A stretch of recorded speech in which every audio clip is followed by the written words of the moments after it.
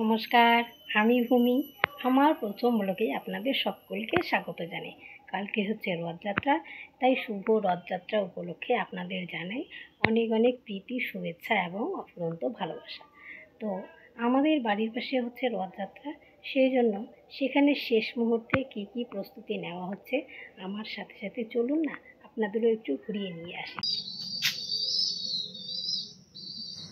চলুন, এই যে আমাদের বাড়ির দরজা খুলেই একদম রাস্তায় দেখতে পাচ্ছেন, রাস্তায় এই যে একেবারে রথকে আজকে ধুইয়ে দিয়ে রং করা হয়েছে। আর এখানে সুভদ্রা, বলরাম, কৃষ্ণ, জগন্নাথ এরা সবাই দাঁড়িয়ে আছে। এরা হচ্ছে গতবারের, তাই জন্য এদেরকে নামিয়ে দেওয়া হয়েছে। আর এখানে আমি হচ্ছে রথের ঘোড়া সেলাই করে দিচ্ছি। সেলাই মানে তাদেরকে একটু সাজিয়ে গুছিয়ে দিচ্ছি আর কি, কালকে ঘুরতে যাবে তো তাই জন্য।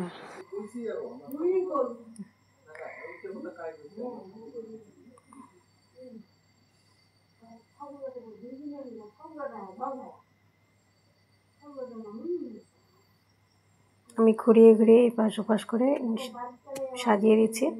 আরও সাজ বাকি থাকলেও সেটা রাত্রে করে নেবো, সেটা আর শ্যুট করা হয়নি।